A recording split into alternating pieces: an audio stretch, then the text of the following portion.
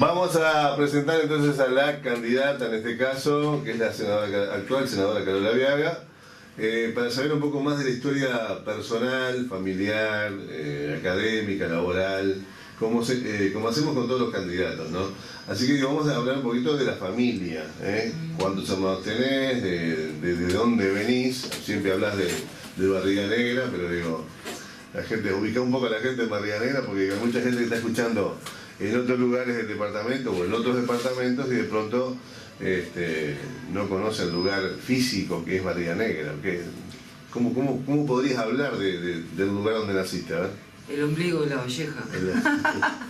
No, Barriga Negra es una zona rural, no es un pueblo, es un paraje muy amplio que es en el centro de La Valleja. Saliendo de Minas, por el Parque Rodó, son unos 57 kilómetros. Y si uno va por la ruta 8, llega a Mariscala, pasa 10 kilómetros y a mano izquierda sale un camino que a unos 30 o 40 kilómetros está el lugar donde yo me crié, donde mi familia, donde nací. Ubicar geográficamente, además está entre Los Tapes y que... Entre Los Tapes y Polanco. Ahí está, bien, esa zona rural del departamento. En verdad, es el arroyo Barriga Negra el que da el nombre a toda esa zona. El arroyo Barriga Negra atraviesa gran parte de nuestro departamento y es uno de los principales afluentes del río Cebollatí. Este arroyo es el que surca la mitad de La Valleja y a sus orillas es que nos criamos nosotros, ¿no? Bien, zona de sierra. Zona de sierra es para llegar. Nosotros nos criamos como en el valle de Barriga Negra. Bueno, en esa zona, al lado de la sexta sesión de La Valleja. Al lado de lo que era la comisaría sexta sesión. Y de lo que sigue siendo. No, un destacamento. Estamos tratando de que siga siendo. Hay una escuela cerca allí. Está la escuela 57, que es donde yo fui. Y que todavía sigue estando abierta. Sigue estando la escuela abierta también. O sea, está la comisaría, está la escuela. Ya está. Falta gente nomás. Y gente hay, siempre algún vecino va quedando, ¿no? Bueno, contamos un poco la historia familiar, digamos, todos vivieron ahí en Barriga Negra. Debemos decir también que la zona de Barriga Negra y Polanco y de Los Tapes fue poblada por mucha gente, por muchos vascos fundamentalmente. Así que digo, bueno, no sé si tu familia viene también de esa rama vasca, pero... Sí, lo nuestro, allá, a ver, toda esa zona, buscando un poco las raíces del Uruguay, un día estaba en Paysandú, que hay un museo bien lindo de historia del Uruguay, y estaba el primer mapa de la banda oriental. Sí. El primer mapa de la banda oriental está en Paysandú. Y no tiene muchas cosas el mapa que uno pueda reconocer hoy. Lo que sí tenía era marcado el arroyo Barriga Negra y con el nombre Barriga Negra. Claro. Te estoy hablando de fines de 1700, claro. Principio de 1800. Así que esa zona tiene una historia muy rica en lo que tiene que ver con el asentamiento de familias de la época de la colonia, claro. en la que era banda oriental. Y nosotros tenemos vestigios de la época de las invasiones inglesas, en 1806 y 1807, que hubo un inglés que fue apresado en Montevideo cuando nos invadieron los ingleses, y lo llevaron preso y estuvo un año hasta que volvieron en 1807 los ingleses. Estuvo un año en Barriga Negra y en la casa de un antepasado mío, en la casa de... Yo soy Aviaga Martínez, y en la casa de Miguel Martínez, que en verdad él tenía te estoy hablando, 1806. Sí. Tenía una suerte de estancia que abarcaba todo lo que era Polanco de Barriga Negra, Tapes de Barriga Negra, y toda esa zona era una suerte de estancia que tenía este señor. 40.000 hectáreas más o menos. No sé cuánto era. Más o menos. Sé que era una cosa, que era toda esa zona. La época de la colonia daban suertes de estancia, y el inglés, que estuvo ahí un año, hace toda una crónica de lo que fue su vida durante ese año, que es bien interesante, quedó en libros, ¿no? Así que después otras a principios de 1814, ahí están las otras también llegadas de los vascos, de más vascos, Aguirre, Ibargoyen, Erraskin, todos esos son parte de la familia nuestra, porque en verdad casi todas las familias que llegaron a toda esa zona después fueron familias de fines de 1700, principios de 1800, y estamos todas conectadas y en algún punto tenemos cada uno una gota de sangre. Trajeron sus costumbres, trajeron todo lo de la vascongada. Y allá están las piedras, allá están las mangueras de piedra, allá están los frontones que son hechos con piedra. Pelota, ¿no? Sí, eso es lo raro, que mucha gente dice, vamos para determinado lugar en el campo y hay un frontón de pelota. Bueno, sí, era porque de alguna manera... En cada tapera, en esas sierras y en esos valles entre las sierras, en cada tapera vas a encontrar un frontón.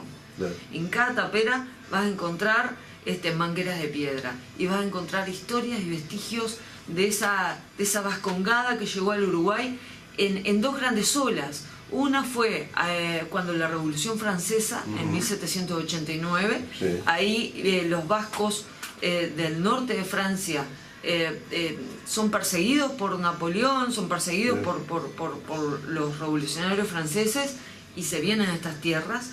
Y la otra gran vascongada que llega es después de 1814, cuando Napoleón invade España, el norte de España.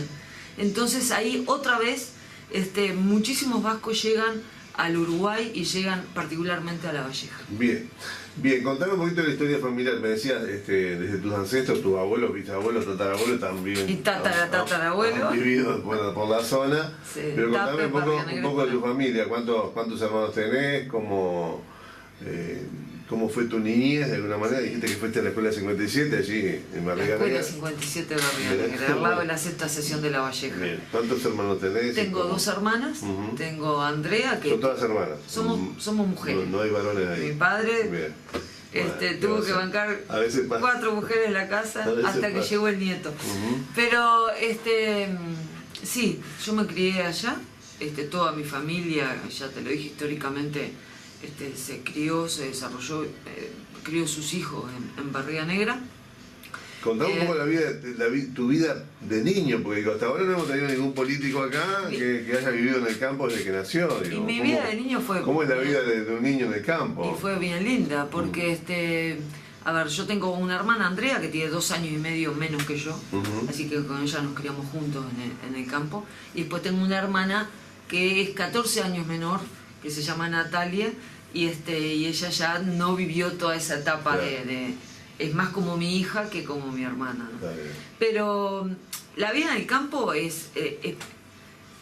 yo tuve una infancia muy feliz, ¿no? Tenía toda mi familia cerca. En esa época en Barriga Negra no había luz eléctrica, obviamente no había agua corriente. Entonces para nosotros era natural tener farola mantilla o lámpara Aladín o velas.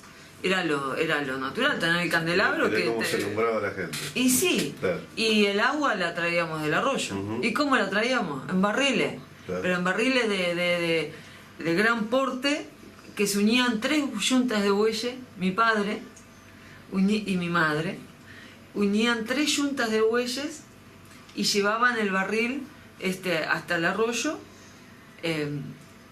Y después cuando se llenaba balde, porque para mí era enorme. Era gigante el barril. Sí, nosotros ayudábamos a sacar agua del arroyo y a llenar el barril. Después se unían los bueyes y se llevaban para la casa, ¿no? Y después teníamos otro barril que era más chico, que ese estaba arriba de una rastra. Una rastra son 3 palos. Explicarle a la gente. Claro, una rastra para arrastrar el barril son 3 palos que se ponen haciendo un triángulo. Arriba se ponía el barril. Eso se ataba a la cincha de un caballo y se llevaba el barril se arrastraba hasta el arroyo, que en verdad había como un repecho para llegar a las casas del arroyo. ahí lo llenaban y mi padre se subía al caballo y llevaba el barril con agua para las casas, ¿no? Después la ropa se lavaba en el arroyo. Sí, como debe ser. Como debe ser. Y Corría para regar la quinta íbamos con los baldes y llevábamos el agua hasta la quinta. ¿Tuviste tareas de campo de alguna manera hiciste también? Digo, sobre todo planté. Pero de toda la vida, Claro. y no era algo natural porque en la casa uno tiene que ayudar. Claro. Y a mí no me generó ningún trauma psicológico, No, todo lo contrario. al contrario. Hoy decís que te criaste sin agua corriente y potable, Sin entre luz. comillas, y sin luz, te dicen, usted vive en Cantegrí. No, yo viví en el campo como vivió, se crió casi todo el mundo. Muchísima gente. Y es natural. Claro. Después, a todo lo que tú fueras a ir, a la escuela, a visitar a tus abuelos, a visitar a tus tíos, a la fiesta del pago, no sé, al boliche, de ramos generales a buscar lo que se necesite. La pulpería, se iba a caballo. Claro. Porque en esa época todo el mundo andaba a caballo. Claro. El caballo era el vehículo, la moto que El tiene vehículo ¿no? oficial de Barrio Negra era el caballo. Era el caballo, Bien. pero de toda la zona. Sí, sí, sí. Y era natural. Y Está yo bien. no creo que sea como Matusalén, pero no Bien. sé tanto. Bueno, contá también un poco lo de la escuela, digamos, Sí. cómo es ir a una escuela donde hay un solo maestro que imparte todas las clases, que a veces Sí. se nos parece un poco complicado, ¿no? Nosotros Aquello que no- teníamos 2 salones en la Ajá. escuela. Uno para primero, segundo y tercero, donde estábamos todas las clases juntas, y otro salón para tercero, cuarto y quinto. Cuarto, quinto y sexto. Y cuando yo iba a la escuela había 2 maestras. Ah, bueno. Sí, ahí éramos como... Así que eran 20. muchísimos niños. Y sí, hoy hay 2, creo. Claro. En la época que yo iba habíamos 24, así que éramos Bueno, muchísimos. bastante. Cuando iba mi madre creo que había como 80 Sí, sí, claro. en esa misma escuela. Pero, a ver, íbamos a caballo a la escuela. Yo tenía un petizo negro que, el chongo, y todos los días se agarraba, desayunábamos, papá ya tenía agarrado el petizo, y salíamos con Andrea en Encada, rumbo a la escuela. Ujú. Andrea siempre fue la más chica, la más mimosa, así que la llevaba yo en Encada. Bien, Y bueno. ella tenía otro petizo que era muy, muy cabortero. Entonces llegaba a la portera y se le daba vuelta, ¿no? No. Y a la disparada para las casas, así que No era de hacer caso. terminaba yo llevándola, íbamos en mi petizo que era muy manso, y yo pensaba las cosas, ¿no? Hoy uno, le da miedo todo, que si camina en la cuadra, que si va, que si no lo ves, que cuidado, que no sé qué. Y en esa época no había, vamos a entendernos, obvio que no había celulares, obvio que no había un teléfono en cada casa de cada familia, solamente desde Minas a Barrio Negra, que son 57-60 kilómetros, había un teléfono que era en la casa de mi abuelo, eso a manija, Sí, sí. y después de ahí había otro en Polanco, y después había otro en el Tarumán, que era más rumbo a la sierra, rumbo allá, más rumbo a los Tapes, y yo nosotros salíamos a caballo de casa, con 6, 7 años, rumbo a la escuela, que quedaría, yo qué sé, 5 kilómetros, y mis padres me veían volver a la tarde. Claro. Además no se enteraban si Sí, llovía. sí, porque claro, no. si llegó, no llegó. Claro. Pero era normal, era Sí, sí, natural. sí, claro. Obvio que mis abuelos pues me veían pasar, que quedaba la pulpería de ellos quedaba cerquita Queda cerca de la escuela. del arroyo y de la escuela. Pero era así, llegaba a la escuela y había un piquete, sigue estando el piquete, largábamos los caballos Ahí largaba. Ujú. y entrábamos a la escuela a las 10 menos cuarto de la mañana. Después tenía un recreo, almorzaba en la escuela, tenía el recreo, y a las 3:30 creo que era, campana, y corríamos carrera a ver cuál ensillaba primero, porque éramos varios que íbamos a Sí, caballo. claro, me imagino. La verdad, Bien. Bien, y bien. en los recreos, ¿sabe qué hacíamos? Jugábamos al fútbol. Así que niños y niñas jugaban. Sí, era todo parejo, allí Claro. no había diferencia. Fútbol mixto. Ni para andar a caballo, ni para jugar al fútbol. Y una de las cosas que recuerdo muchísimo era el que llegaba el viernes, y si vos habías hecho las cosas bien, si habías hecho los deberes, se te habías portado bien, el premio ¿cuál era? que te podías llevar un libro a tu casa. Había una biblioteca, para mí abrir la biblioteca aquella, ser encargado de la biblioteca era lo máximo. Claro. El máximo galardón era cuidar la biblioteca. Sí. Pero además el que pudieras elegir 2 libros para llevarte el fin de semana, o el libro ese, era el mejor premio que teníamos en los viernes, ¿no? ¿Qué diferencia hoy, no? Bien, para contar un poco de los maestros que tuviste, digamos, ¿tuviste hasta sexto en la escuela rural o...? Hasta sexto ¿sí? En la escuela rural. Y fui abanderada, la bandera nacional. Ya quedaba un poco, pero... Bien, bueno, es importante. ¿La bandera nacional o...? La bandera nacional, bien. La bandera nacional. Bueno, contar un poquito de las maestras, no sé si te quedó un recuerdo bueno sí, de la maestra. Sí, muy bueno, muy bueno. Sí. Muy buenos. Edelma Gómez fue la maestra. Edelma sigue viviendo en Barriga Negra. Ajá. Se casó con un vecino allá, también pariente, con el Telo Aguirre. Edelma llegó cuando dicen que llegó a la zona cuando yo nací. Después fue mi maestra. Tuve más maestras. Pero Edelma fue la que estuvo desde antes que yo naciera hasta que se jubiló allí en la zona, y fue la maestra de Barriga Negra, ¿no? Bien. Y sigue estando ya, es alguien que uno quiere mucho y que bueno, es muchísimas generaciones pasamos con ella, ¿no? La maestra rural es todo. La maestra rural es no sí, solo el filósofo del lugar, porque de alguna manera es referente en montones de cosas. Sí, la maestra rural no solo enseña lo curricular, sino que nos hacía... era como una enseñanza sumamente integral, ¿no? Y comprometida con los niños, con la zona, con la escuela, con los vecinos. Hubieron muchas más maestras, desde Charo Rodríguez hasta Teresa, sí, hubieron muchas maestras queridas que pasaron por allá, pero la que estuvo todos los años hasta que se jubiló desde muy joven, es Edelma, y que sigue estando allá. Muy bien, bueno, le damos un saludo, de estar escuchando. Un saludo a Edelma, ojalá me esté escuchando. Bien, en cuanto a lo que siguió después, digamos, ¿el liceo lo hiciste aquí en Minas? Al liceo lo hice acá en Minas. Bien. Al liceo lo hice acá en Minas. En esa época, no sé ni si había el liceo en Mariscala cuando yo lo hice. Lo que sí sé que yo lo hice acá en Minas. Alfabini. Alfabini.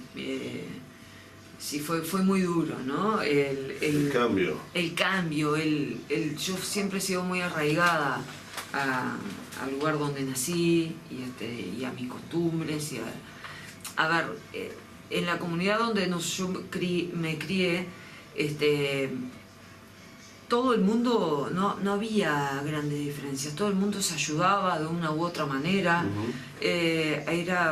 Lo natural era que el vecino le echara la mano al otro, era conocerse, era juntarnos para fin de año, era juntarnos para Navidad, todos. Toda la zona, si había una yerra, todo el mundo iba. Si alguien necesitaba algo, siempre estaban todos los vecinos que de una u otra manera, en la época que crecí, no había heladeras, o había heladeras a queroseno.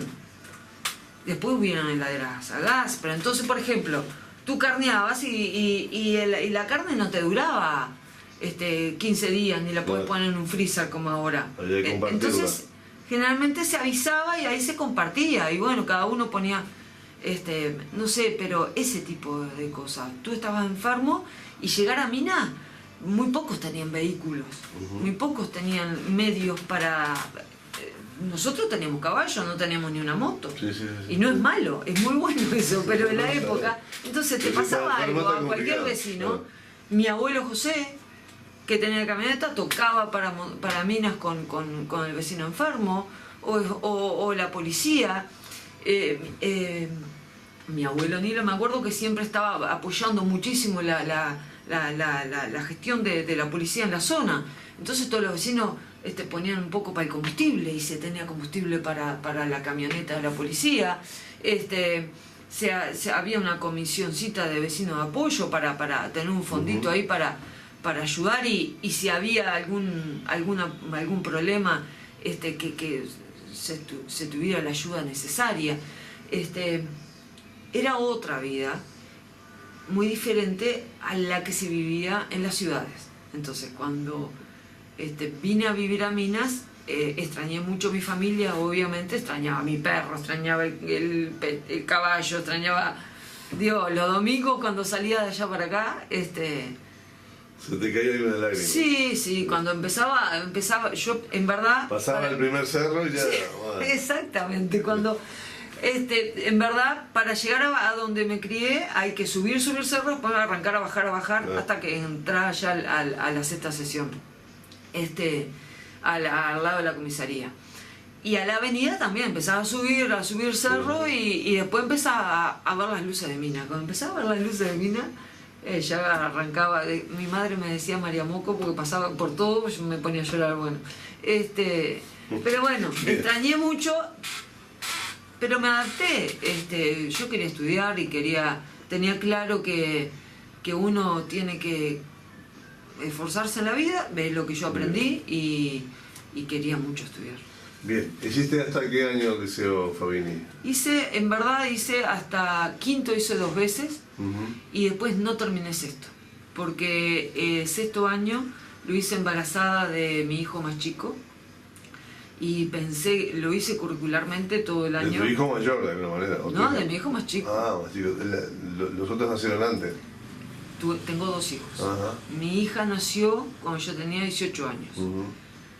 Y mi hijo nació cuando yo tenía casi 20. Yo tenía 20. Y ahí me puse a terminar sexto. ¿Volviste al liceo? Sí, volví. Yo me casé muy joven. Era una época que yo quedé embarazada de Camila. Y bueno, me casé y asumí mi responsabilidad para criar a mi hija. Era una época donde uno no se cuestionaba. Uno tiene que tomar el rol que tiene que tomar, tiene que asumir la responsabilidad que tiene e ir para adelante.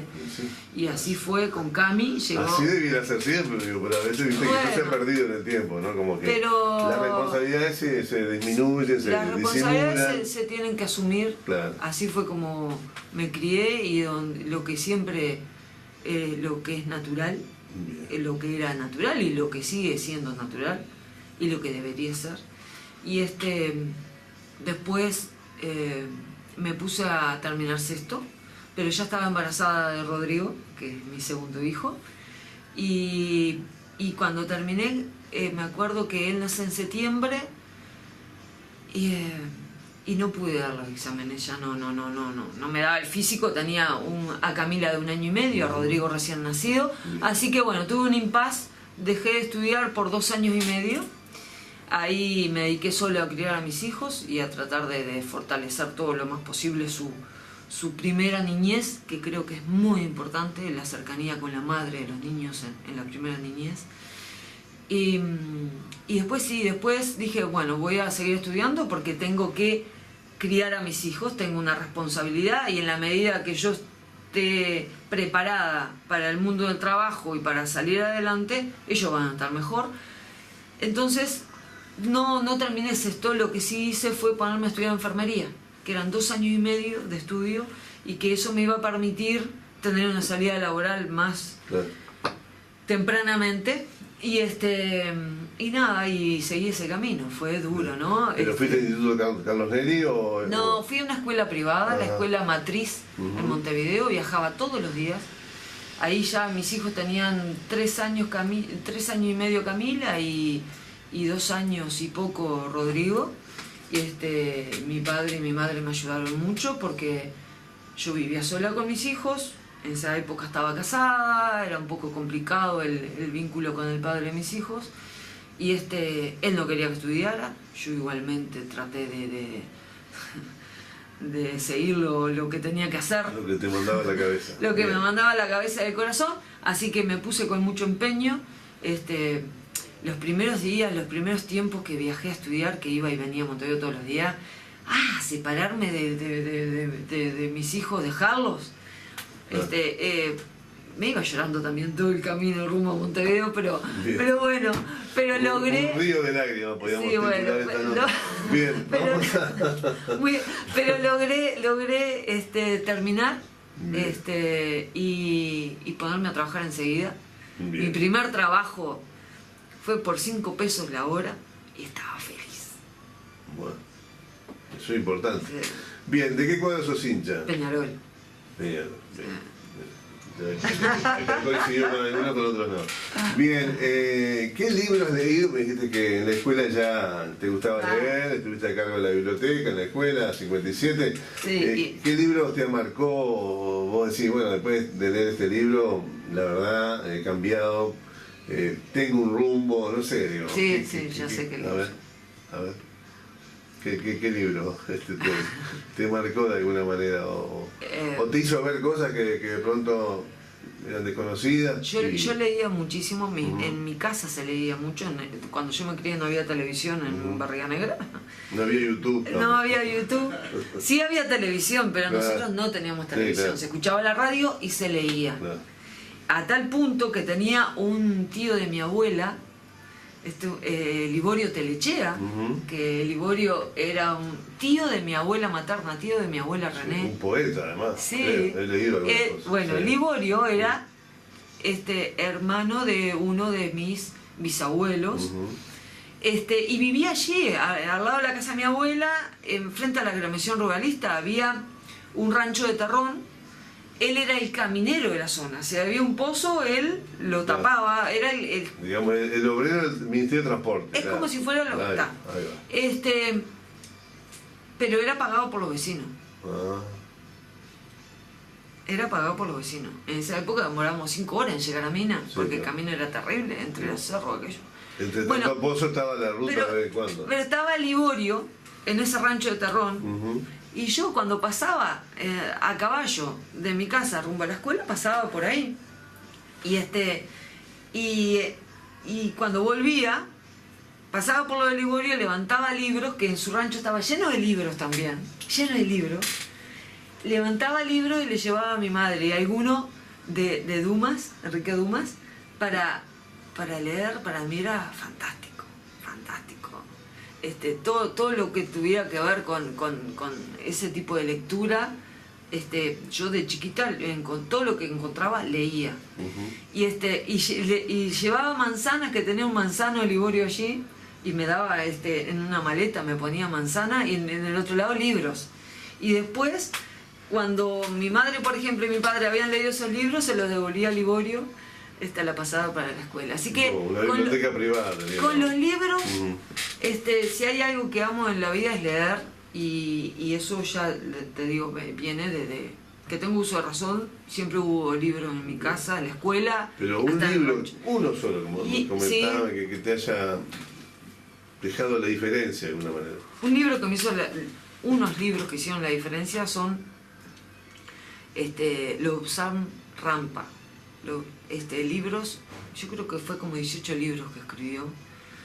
En verdad, ahí empieza a hablar de todo lo que es la cultura tibetana, de lo que es la cultura, la filosofía budista.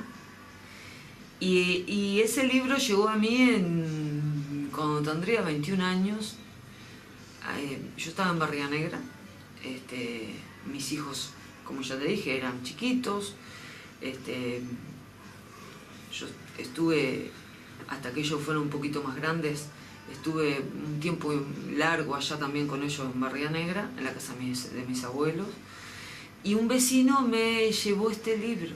Este libro contaba la historia de un monje tibetano que reencarna en el siglo XX en un médico, y él se reconoce como tal y empieza a contar todas sus vivencias, empieza a contar cómo es la vida del Tíbet antes de China, antes de que China invadiera el Tíbet.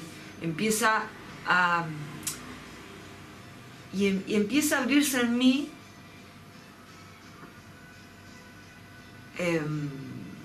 empiezo a encontrar respuestas a cosas que yo no tenía respuestas. Fue una época donde estaba creciendo, donde tenía 2 personitas chiquitas que habían llegado a mi vida muy tempranamente y que yo sentía que tenía la responsabilidad de sacar adelante. Y a veces no entendía situaciones que estaba viviendo, como de pronto la persona que más tenía que cuidarnos no nos cuidaba. Y este libro me marcó mucho, porque me hizo comprender que de pronto que uno tiene que perdonar, que uno tiene que entender que no todos somos iguales y que no todos tenemos la misma capacidad de darnos a los demás. Y fue un antes y un después. Ahí yo empecé a encontrar fortalezas internas para seguir adelante, y ahí empecé a encontrarme a mí misma, y bueno, y aquí estoy. Bien. Vamos a hablar un poquito de emociones, ¿viste? Sí. Tengo miedo de empezar con las emociones de una persona que tanto ha desarrollado el sentido del llanto. Pero digo, bueno, pero está bueno llorar de vez en cuando. Tenemos que empezar. Hay que mostrarse. ¿A qué distancia estás de la vanidad, por ejemplo? O sea, ¿sos una persona que sos vanidosa o sos de, digamos, no te importa, no te interesa ser vanidoso? Aunque todos en algún poquito tenemos. Todos tenemos. A mí me gusta verme bien, y me gusta sentirme bien. Y como dice, a ver, la señora esta, Mirta Legrand, como te ven te tratan. Si te ven bien te idolatran, si te ven mal te destratan. Pero bueno, trato de tener los pies sobre la tierra, trato de... O sea, de no usar esa vanidad tuya que todos tenemos para el desmedro de los otros, por ejemplo. Y no, eso siempre he tratado de ayudar a los demás y en lo posible de ponerme en el lugar del otro, a la hora de accionar, a la hora de lo que es mi vida, ¿no? Siempre he tratado de ser buena gente, y lo que le he inculcado a mis hijos es eso, es lo que me inculcaron a mí.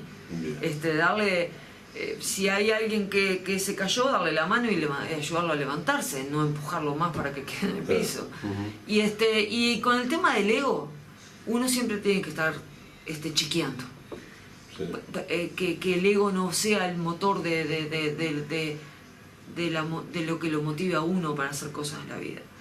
Yo creo que uno se tiene que querer a sí mismo, pero porque para querer al prójimo como a uno mismo uno se tiene que querer. Sí, claro. Pero eso no tiene, uno tiene que tener una motivación en la vida, un porqué y un para qué, y esa motivación tiene que ser hacer el bien al otro.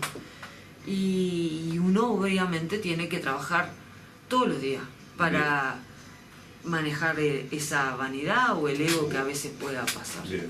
¿Qué cosas te enojan? Las injusticias me enojan mucho. También tengo que trabajar en eso. He estado trabajando mucho en canalizar esa energía que de pronto puede ser que es negativa. El enojo es una energía negativa, y uno tiene que aprender a canalizarla y transformarla en energía positiva.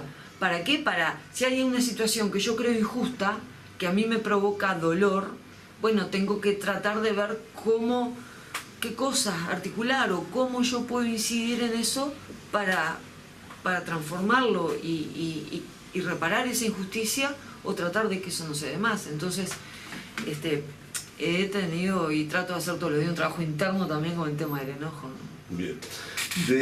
Bueno, ¿qué cosa no perdonás bajo ninguna circunstancia? ¿No? Hablando un poco de cosas que te puedan haber hecho daño, que te pueden hacer daño. Yo perdono. ¿Sí? Perdono. ¿Sos de perdonar? Perdón. ¿Bajo cualquier circunstancia? Perdón. Tenés bien claro el tema del perdón. Sí. Bien. Sí. Pero digo, ¿tiene que ver con la religión o tiene que ver con principios? Tiene que ver con principios, con una filosofía de vida, y tiene que ver con que el que no perdona y vive enconado se hace mal a sí mismo también. Entonces, lo que yo te decía antes, a los 21 años más o menos me cayó la ficha de que uno tiene que aceptar al otro como es, que uno tiene que tratar de ayudar a las personas y bueno, y cuando alguien te hace daño, que se hace más daño a sí mismo. Y ojalá, y uno lo que tiene que sentir es compasión por el otro y soltar y no odiar.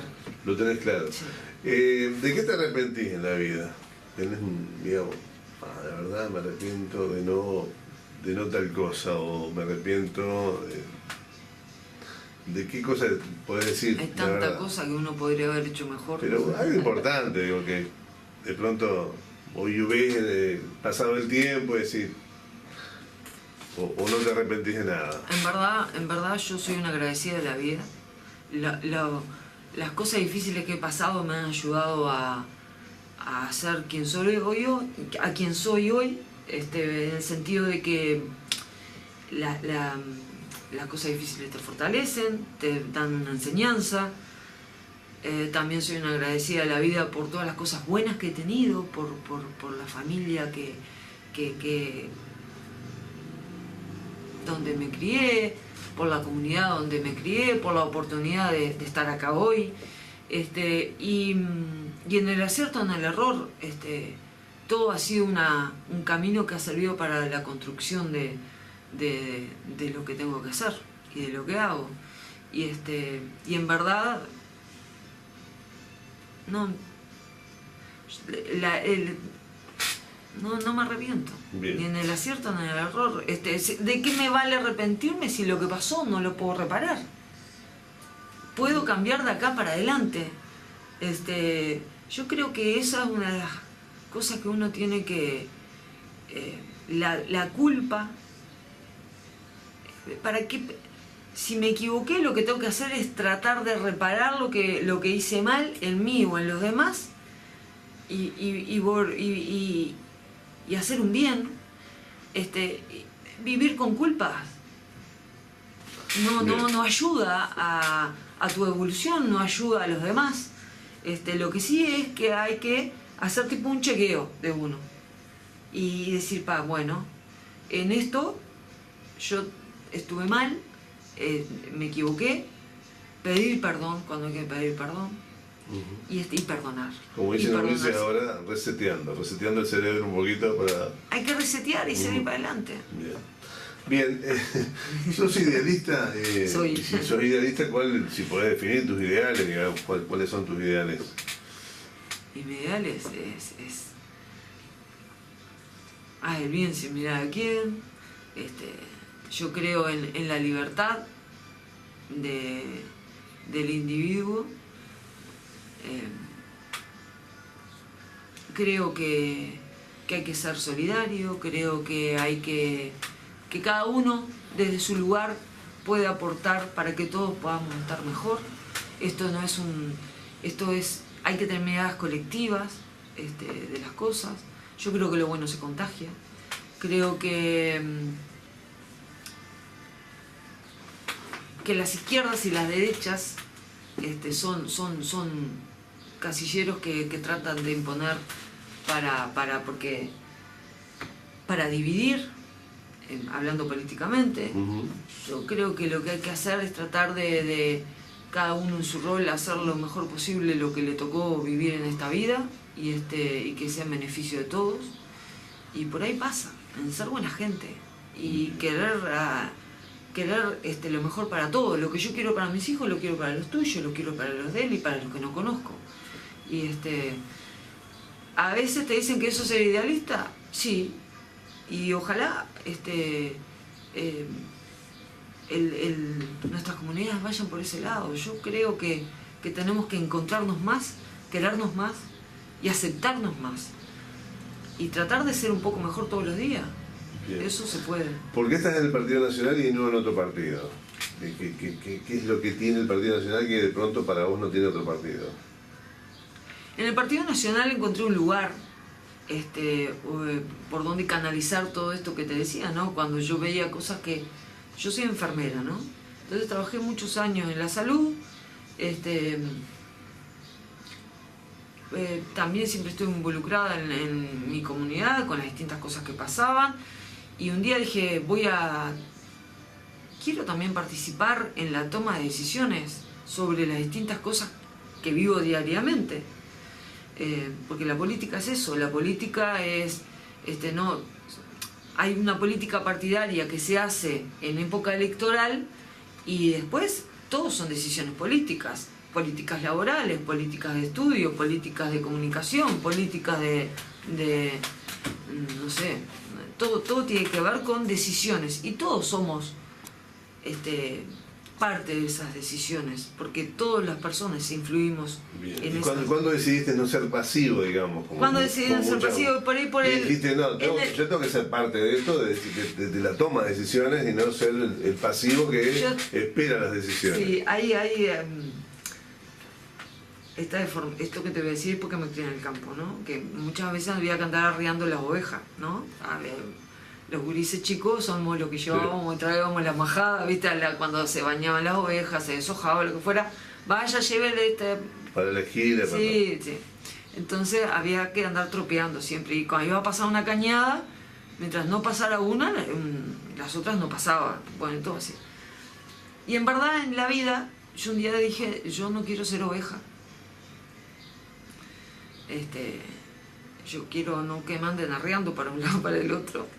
En materia política, por ejemplo, digo, yo quiero ser parte también, quiero hacer que mi voz sea escuchada, no con un fin de llegar a tener un cargo, sino de tener de encontrar un lugar donde lo que pienso también tuviera un valor y tuviera una llegada a quien tomara las decisiones.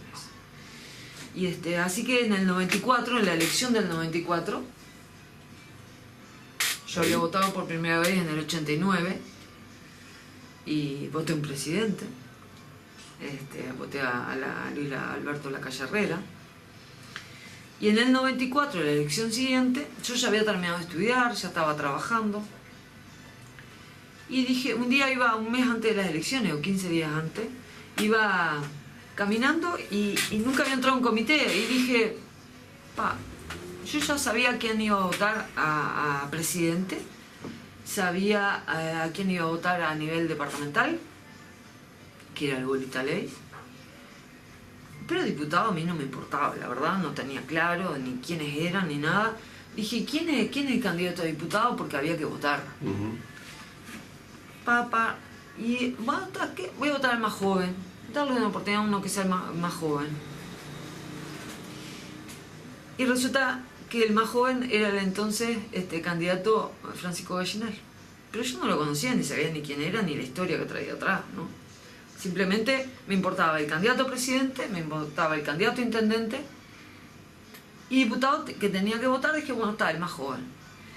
Y cuando dije, bueno, a ver quién es fulano, está, iba caminando por ahí por Florencio Sánchez antes de llegar a Washington, me acuerdo clarito como si fuera el día de hoy, y estaba el comité allí en la esquina de Washington y Florencio Sánchez, donde ahora hay una roticería. Un clásico comité, sí. ¿Y? Sí, y llegué y entré, había una mesa con muchas señoras hablando listas y gente. Es horrible entrar por primera vez a un comité porque decía, ay, nunca había entrado a un comité. ¿Qué es este proceso acá? Nunca había entrado a un comité, claro, y además me crié, a ver, no olvidemos que nos criamos. Nosotros, mi generación se crió en dictadura. Sí, claro. Nosotros no sabíamos lo que era, y en verdad, en esa época, tanto en el 84 como en el 89 y en el 94 inclusive, a ver, que hubiesen elecciones era maravilloso, sí. Y era una fiesta para todo el mundo, ¿entendés? O sea, y dije, entré. Dije, perdón, fulano de tal, yo no le conocía la cara al Pancho, ¿no? Dice, sí, está allá. Entonces aparece. Digo, mire, mucho gusto, fulano de tal, lo voy a votar y soy de Barriga Negra, le dije. El día de las elecciones voto y me voy para allá, pues yo votaba en Minas, tenía credencial acá. Pero me voy para allá. Si usted allá no tiene quien le lleve las papeletas o algo, yo me ofrezco a las órdenes y se las dejo allí en el lugar de votación. Dice, no tengo. Bueno, bárbaro. Y ahí me tomaron los datos. Se levanta una persona de la mesa, que es la primera que me recibe, y me presenta a Pancho Gallinal y ella me toma los datos y nada, y me fui. Después me llaman y me avisan que tienen un sobre con las papeletas para que yo llegue a Barriga Negra ese día y está, y me dan un ¿cómo se llama? Un permiso, no, para ser delegada. Una acreditación. Una acreditación para ser delegada. Mi primer trabajo político fue ese, ¿no? Y llego a Barriga Negra y mi abuelo, Nilo, que era el militante político, así, herrerista. Nilo Martínez. Sí, Nilo Martínez. Que en verdad yo nunca los vi en un comité, los políticos iban a la casa de él, de todos los colores. Sí, sí. Que tenía la pulpería allá. Llego allá a Barriga Negra, le digo, mirá, tan contento estaba, porque porque no me decía nada, ¿no? Pero me decía, ¿y usted qué va a hacer? Y en la elección del 89, que fue la primera que voté, yo estaba en la calle, digo, bueno. Y contentas. Y en esta elección, cuando yo llego con la lista y con la acreditación de delegada, él era el delegado del herrerismo, ya, obviamente, de Piana era, de la lista 50 de la memoria. Y yo llego con la lista 11 de Gallinal. Y me dice, no era la misma que iba a votar él, pero si no, pero él era. Entonces me dice, y mi primera elección, así, la primera vez que veo una urna abrirse, para mí fue una emoción de delegada allí en Barriga Negra, en la Escuela 57. Y estaba con mi abuelo, y para él era una emoción que yo estuviera allí con él.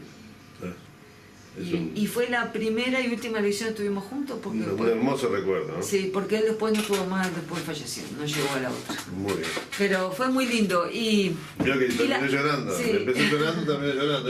Pero la persona, la primera persona que me recibió en un comité político, cuando yo entré a conocer a Pancho Gallinal, esa que se levantó de la mesa, me tomó los datos y fue la que después me llamó para que empezara a ir a las reuniones, ¿quién era? No sé, dígame. La actual intendente Adriana. Muy bien. Las vueltas de la vida, ¿no? Las vueltas del... Pero estoy hablando del año 94. Ahí se pierde la elección, gana Sanguinetti. ¿Se acuerdan que eran Volonté Ramírez? Sí. Se pierde la elección. Y el diputado fue Piana, ¿no? El diputado fue Piana. Así que su abuelo tenía razón. Mi abuelo sí, obvio que tenía razón, pero él era de Nacional, por ejemplo, pero él era súper tolerante. Un día yo estaba mirando estaba escuchando, no mirando, con Barriga Negra tuvimos televisión muy allá, un partido de Peñarol, en una Libertadores, era algo así, y le dije, vos abuelo no lo vas a escuchar este partido, y él me dijo, ¿cómo no, mija? Primero la patria, me dijo. Donde haya un uruguayo jugando con cualquier extranjero, yo voy a querer que gane el uruguayo, así que yo quiero que gane Peñarol. Y me dio una elección, y tenía razón. Entonces yo soy fanática de Peñarol, sí, pero no soy antinacional. Bien.